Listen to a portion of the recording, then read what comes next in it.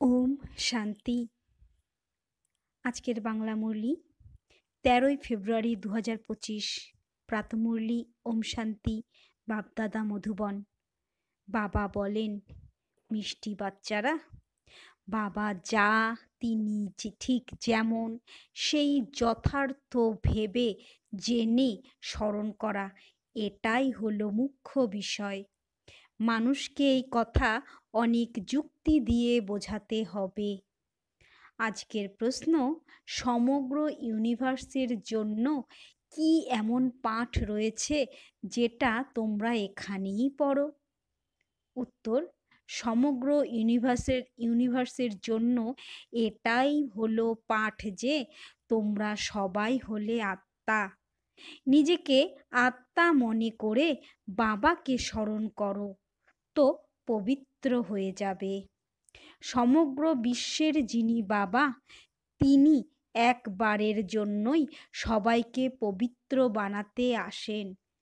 তিনি এসে রচয়িতা আর রচনার জ্ঞান প্রদান করেন।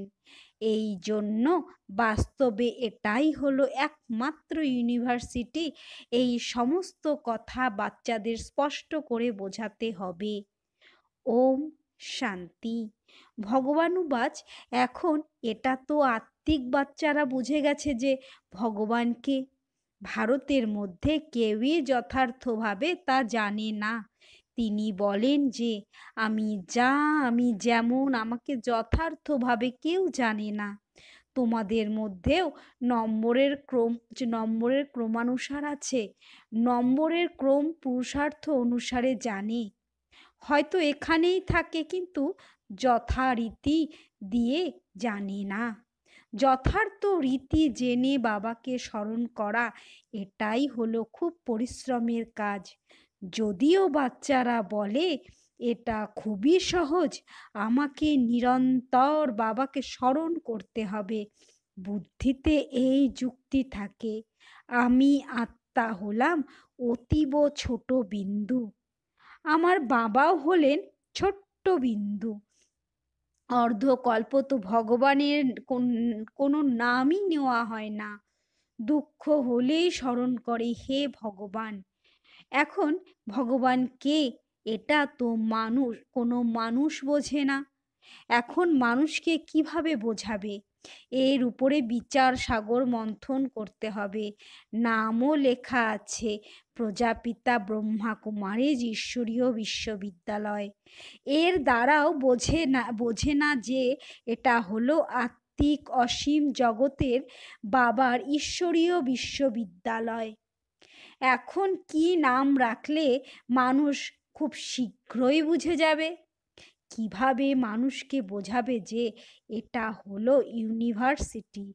ইউনিভার্স থেকে ইউনিভার্সিটি শব্দ এসেছে। ইউনিভার্স অর্থাৎ সমগ্র ওয়ার্ল্ড, তার নাম রাখা হয়েছে ইউনিভার্সিটি, যেখানে সমস্ত মানুষ পড়াশোনা করতে পারবে।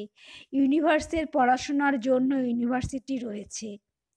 এখন বাস্তবে ইউনিভার্সের জন্য তো এক বাবাই আসেন, তার এই একটি ইউনিভার্সিটি আছে।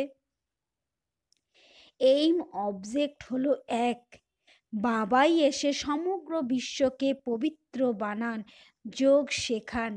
এটা তো সমস্ত ধার্মিক আত্মাদের জন্যে আছে। বলেন যে নিজেকে আত্মা মনে করো, ইনি হলেন সমগ্র বিশ্বের পিতা, নিরাকারী গডফাদার। তাহলে কেন না এর নাম spiritual university of spiritual incorporeal godfather রাখা যায়? ভেবে দেখার মতো, তাই না? মানুষ তো এই রকমই হয়, যাদের মধ্যে সমগ্র বিশ্বের একজনও কেউ বাবাকে জানে না। রচয়িতাকে জানলে রচনাকেও জানতে পারবে। রচয়িতার দ্বারাই রচনাকে জানা যায়। বাবা বাচ্চাদেরকে সব কিছু বুঝিয়ে দেবেন, আর কেউই এসব কথা জানে না। মুনি ঋষিরাও নেতি নেতি বলে গেছেন। তাই বাবা বলেন, তোমাদের মধ্যে প্রথমে এই রচয়িতার রচনার জ্ঞান ছিল না, এখন রচয়িতা সব কিছু বুঝিয়ে দিয়েছেন। বাবা বলেন, আমাকে সবাই আহ্বানও করে যে এসে আমাদেরকে সুখ শান্তি দাও, কেননা এখন চারিদিকে কেবলই দুঃখ আর অশান্তি। তার নামই হলো দুঃখহর্তা সুখকর্তা। তিনি কে? ভগবান। তিনি কিভাবে দুঃখ হরণ করে সুখ প্রদান করেন এটা কেউ জানে না। তাই এই রকম পরিষ্কার করে লেখো, যাতে মানুষ বুঝতে পারে যে নিরাকার গডফাদারই এই জ্ঞান প্রদান করেন। এইরকম এইরকম বিচার সাগর মন্থন করতে হবে। বাবা বুঝিয়ে দেন যে মানুষ এখন সবাই পাথর বুদ্ধি হয়ে গেছে, এখন তোমাদেরকে পারস বুদ্ধি বানাচ্ছি। বাস্তবে পারস বুদ্ধি তাদেরকে বলা যাবে যারা ন্যূনতম 50-এর অধিক নাম্বার নেবে। যারা অসফল হয়ে যাবে তাদেরকে পারস বুদ্ধি নেই। রামও কম নম্বর নিয়েছিলেন, তাই তাকে ক্ষত্রিয় দেখানো হয়েছে। এটাও কেউ বোঝে না যে রামের হাতে তীর ধনুক কেন দেখানো হয়েছে। শ্রীকৃষ্ণের হাতে সুদর্শন চক্র দেখানো হয়েছে যে তিনি সবাইকে হত্যা করেছেন, আর রামকে বাণ দেখানো হয়েছে। একটা খুব ভালো ম্যাগাজিন হতো যেখানে লেখা ছিল যে কৃষ্ণ কিভাবে সুদর্শন চক্রের দ্বারা অকাসুর বকাসুরকে হত্যা করেছিল। দুজনকেই হিংসক বানিয়ে দিয়েছে, আবার পুনরায় ডবল হিংসক বানিয়ে দিয়েছে। বলে যে তাদেরও তো বাচ্চা হয়েছে, তাই না? আরে তারা তো হলেনই নির্বিকারী দেবী দেবতা, সেখানে তো রাবণ রাজ্যই নেই। এই সময় সবাইকে রাবণ সম্প্রদায়ের বলা হয়। এখন তোমরা সবাইকে বোঝাও যে আমরা যোগ বলের দ্বারা বিশ্বের রাজত্ব গ্রহণ করছি। তাহলে কেন যোগ বলের দ্বারা বাচ্চা হতে পারে না? সেটা তো হলোই নির্বিকারী দুনিয়া। এখন তোমরা শূদ্র থেকে ব্রাহ্মণ হচ্ছ, এই রকম ভালো রীতিতে বোঝাতে হবে, যার দ্বারা মানুষ বুঝতে পারে যে এর কাছে সম্পূর্ণ জ্ঞান আছে। অল্প একটুও যদি জ্ঞান বুঝে যায় তাহলে বোঝা যাবে যে এই আত্মা ব্রাহ্মণ কুলের আছে। আবার কয়েকজনকে দেখেই বোঝা যায় যে এ ব্রাহ্মণ কুলের নয়। অনেক রকমের আত্মাই তো আসে, তাই না? তাই তোমরা spiritual university of spiritual incorporeal godfather লিখে দেখো কি হয়। বিচার সাগর মন্থন করে শব্দ মেলাতে হয়। লেখার জন্য যথাযথ যুক্তি চাই, যার দ্বারা মানুষ বুঝতে পারে যে এখানে এই জ্ঞান গডফাদার বোঝান অথবা রাজযোগ শেখান। এই শব্দ হলো সাধারণ, জীবন মুক্তি হলো 1 সেকেন্ডে, দৈব সার্বভৌমত্ব ক্ষমতা লাভ। এই রকম শব্দ লেখো যেটা মানুষদের বুদ্ধিতে ধারণা হয়ে যায়। ব্রহ্মার দ্বারা বিষ্ণুপুরীর স্থাপনা হয়, মন্মনা ভব। এর অর্থ হলো বাবা আর বাবার বরদানকে স্মরণ করো। তোমরা হলে ব্রহ্মামুখ বংশাবলী ব্রাহ্মণ কুলভূষণ সদর্শন চক্রধারী। এখন সেই সদর্শন চক্র তো বিষ্ণুর হাতে দেখানো হয়, কৃষ্ণকেও 4 হাত দেখানো হয়। এখন তার 4 হাত কিভাবে হতে পারে? বাবা কত সুন্দরভাবে তা বুঝিয়ে দিয়েছেন। বাচ্চাদেরকে বোঝার জন্য বিশাল বুদ্ধি এবং পারস বুদ্ধি সম্পন্ন হতে হবে। সত্যযুগে যথা রাজা রানী তথা প্রজা পারস বুদ্ধি বলে, তাই না? সেটা হলো পারস দুনিয়া, আর এটা হলো পাথরের দুনিয়া। তোমাদের এই জ্ঞান প্রাপ্ত হয়েছে মানুষ থেকে দেবতা হওয়ার জন্য। তোমরা শ্রীমতে চলে নিজেদের রাজ্য পুনরায় স্থাপন করছো। বাবা আমাদেরকে যুক্তি বলে দেন যে রাজা মহারাজা কিভাবে হওয়া যায়। তোমাদের বুদ্ধিতে এই জ্ঞান ভরে যায় অন্যদেরকে বোঝানোর জন্য। সৃষ্টিচক্রের উপর বোঝানোও খুব সহজ আছে। এই সময় জনসংখ্যা দেখো কত বেশি হয়ে গেছে, সত্যযুগে খুব অল্প সংখ্যকই হয়। সংখ্যাই হয়। এটা তো সঙ্গম আছে, তাই না? ব্রাহ্মণ তো খুব কম সংখ্যকই হবে, তাই না? ব্রাহ্মণদের যুগই হলো ছোট। ব্রাহ্মণদের পর হলো দেবতা, তারপর আস্তে আস্তে জনসংখ্যা বৃদ্ধি হয়, ডিগবাজির খেলা হয়, তাই না? তাই সিঁড়ির চিত্রের সাথে সাথে বিরাট রূপেরও চিত্র হলে তো বোঝানো পরিষ্কার হয়ে যাবে যে তোমাদের কুলের হবে। তার বুদ্ধিতে রচয়িতা রচনার জ্ঞান সহজেই ধারণা হয়ে যাবে। তার মুখ দেখেই বোঝা যাবে যে এ আমাদের কুলের আছে বা নেই। যদি না হয় তাহলে গরম চাটুতে জলের ছিটা পড়লে সাথে সাথেই যেমন উবে যায়, তেমন জ্ঞানও তাদের বুদ্ধি থেকে উবে যাবে। যে বুঝদার হবে সে মন দিয়ে শুনবে। একবার কাউকে সম্পূর্ণভাবে তীর লেগে গেলে সে আসতেই থাকবে। কেউ কেউ প্রশ্ন জিজ্ঞাসা করবে, আবার কেউ ভালোভাবে বোঝার জন্য প্রতিদিন আসতে থাকবে। চিত্রের দ্বারা যে কেউ তো সহজেই বুঝে যেতে পারে। এই দেবী দেবতা ধর্মের স্থাপনা বাবা করেছেন। কেউ না জিজ্ঞাসা করেও নিজে নিজেই বুঝে যেতে পারবে। কেউ কেউ তো আবার অনেক প্রশ্ন জিজ্ঞাসা করতে থাকে, কিছুই বোঝে না, তবুও তাদেরকে বোঝাতে হবে। রেগে গেলে তো হবে না। আবার বলে যে ঈশ্বর তোমাদের রক্ষাও করেন না। এখন তিনি কিভাবে যে তোমাদের রক্ষা করেন সেটা তোমরাই জানো।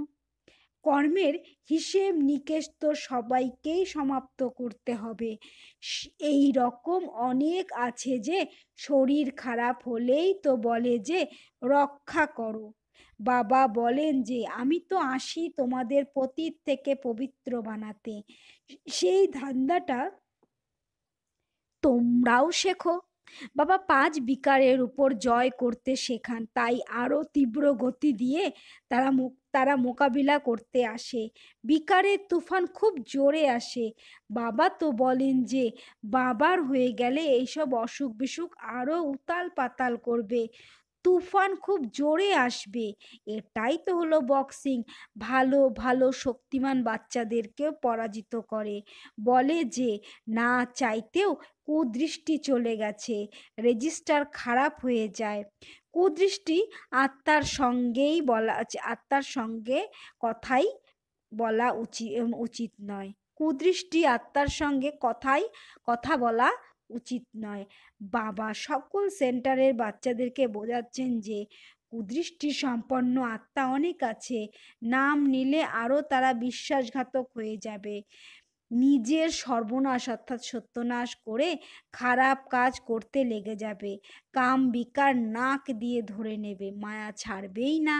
কুকর্ম কুদৃষ্টি কুবচন বেরিয়ে আসবে, কুচলন হয়ে যাবে। এই জন্য খুব সাবধানে থাকতে হবে।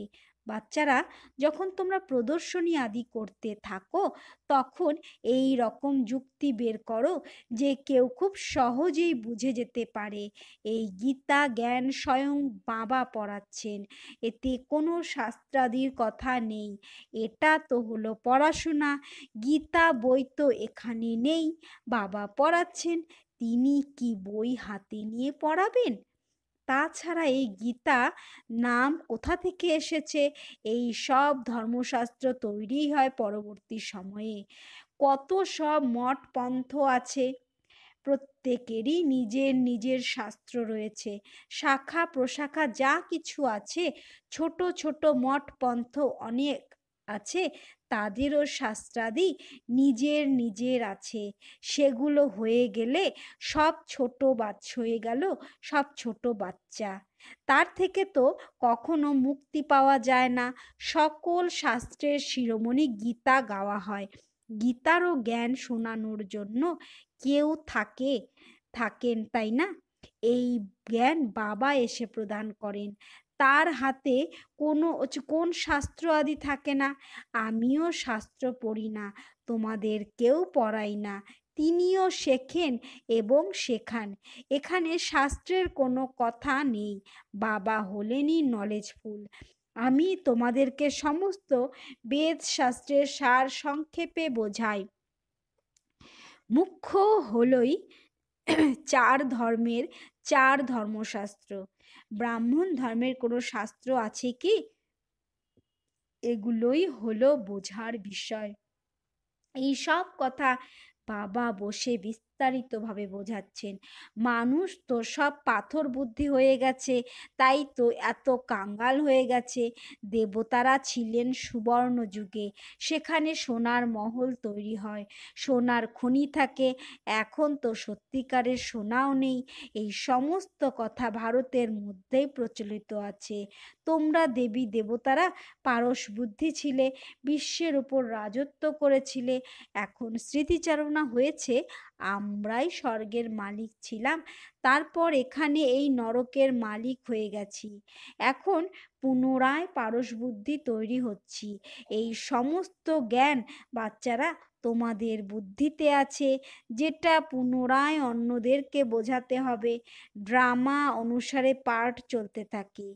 যে সময় অতিক্রান্ত হয়ে যায় সেটা একদম সঠিক থাকে, তবুও পুরুষার্থ তো করতেই হয়, তাই না? যে বাচ্চাদের নেশা থাকে যে স্বয়ং ভগবান আমাদেরকে স্বর্গের মালিক বানানোর জন্য পুরুষার্থ করাচ্ছেন, তার মুখের ওপর ফার্স্ট ক্লাস খুশির প্রভামণ্ডল দেখা যায়। বাবা আসেনি বাচ্চাদেরকে পুরুষার্থ করিয়ে প্রারব্ধ করানোর জন্য। এটাও তোমরা জানো যে এই সমস্ত দুনিয়াতে খুব অল্প সংখ্যাই জানে স্বর্গের মালিক বানানোর জন্য ভগবান পুরুষার্থ করাচ্ছেন, তাই খুশি থাকা চাই। মুখমণ্ডলে খুব সুন্দর খুশির প্রভামণ্ডল থাকা চাই। বাবার স্মরণেই তোমরা সব সময় হাসি মুখে থাকো। বাবাকে ভুলে গেলেই হতাশা বা নিরাশা এসে যায়। বাবা আর বাবার উত্তরাধিকারকে স্মরণ করলে খুশিময় চেহারা হয়ে যায়। প্রত্যেকের সেবা দ্বারা বোঝা যায় বাবার কাছে বাচ্চাদের সুগন্ধ তো আসে, তাই না? সুপুত্র বাচ্চাদের থেকে সুগন্ধ আসে, কুপুত্রদের থেকে দুর্গন্ধ আসে। বাগান থেকে সুগন্ধি ফুলকেই তোলার জন্য মন চায়, আকন্দ ফুলকে তো কেউ তুলতে চায় না। বাবাকে যথার্থ রীতিতে স্মরণ করলেই বিকর্ম বিনাশ হবে। আচ্ছা, মিষ্টি মিষ্টি হারানিধি বাচ্চাদের প্রতি মাতা পিতা বাপ দাদার স্মরণের স্নেহসুমন আর সুপ্রভাত। আত্মাদের পিতা তার আত্মারূপী বাচ্চাদেরকে জানাচ্ছেন নমস্কার, আর আত্মারূপী বাচ্চারাও তাদের আত্মারূপী পরমপিতা পরমাত্মাকে জানাচ্ছেন নমস্কার, সুপ্রভাত। ধারণার জন্য মুখ্য সার: 1, মায়ার সাথে যুদ্ধে হেরে যেও না। খেয়াল থাকে যে কখনো মুখ থেকে কুবচন না বেরিয়ে যায়, কুদৃষ্টি কুচলন কুকর্ম না হয়ে যায়। 2, ফার্স্ট ক্লাস সুগন্ধি ফুল হতে হবে। নেশা থাকে যে স্বয়ং ভগবান আমাদেরকে পড়াতে এসেছেন। বাবার স্মরণে থেকে সব সময় হাসি মুখে থাকতে হবে, কখনো হতাশ বা নিরাশ হয়ে পড়ো না। আজকের বরদান: চ্যালেঞ্জ আর প্র্যাকটিক্যালের সমতা দ্বারা নিজেকে পাপ কর্ম করা থেকে মুক্ত রাখা, বিশ্ব সেবাধারী ভব। চ্যালেঞ্জ আর প্র্যাকটিক্যালের সমতা দ্বারা নিজেকে পাপ কর্ম করা থেকে মুক্ত রাখা, বিশ্ব সেবাধারী ভব। বাচ্চারা, তোমরা যে চ্যালেঞ্জ করো সেই চ্যালেঞ্জ আর প্র্যাকটিক্যাল জীবনের মধ্যে যেন সমতা থাকে, না হলে তো পুণ্যাত্মার পরিবর্তে বোঝা বহনকারী আত্মা হয়ে যাবে।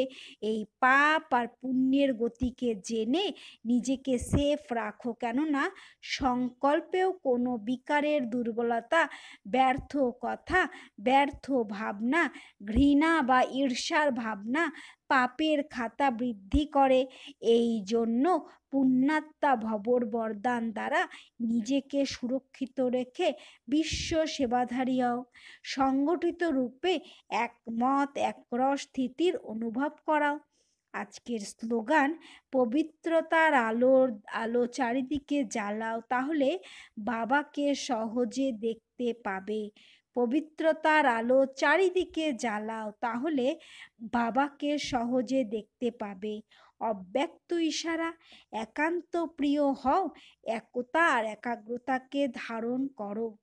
প্রত্যক্ষতার ঝান্ডা ওড়ানোর পূর্বে শুধু দুটো শব্দ প্রত্যেক কর্মে নিয়ে এসো। এক হলো সর্বসম্বন্ধ, আর সম্পর্কে নিজেদের মধ্যে একতা। অনেক সংস্কার থাকা সত্ত্বেও অনেকের মধ্যে একতা আর দৃঢ়তা, এটাই হলো সফলতার সাধন। কখনো কখনো একতা নড়ে যায়, এ করলে আমি করব এরকম না। তোমাদের স্লোগান হলো স্বপরিবর্তনের দ্বারা বিশ্ব পরিবর্তন, বিশ্ব পরিবর্তনের দ্বারা স্বপরিবর্তন নয়। ওম শান্তি।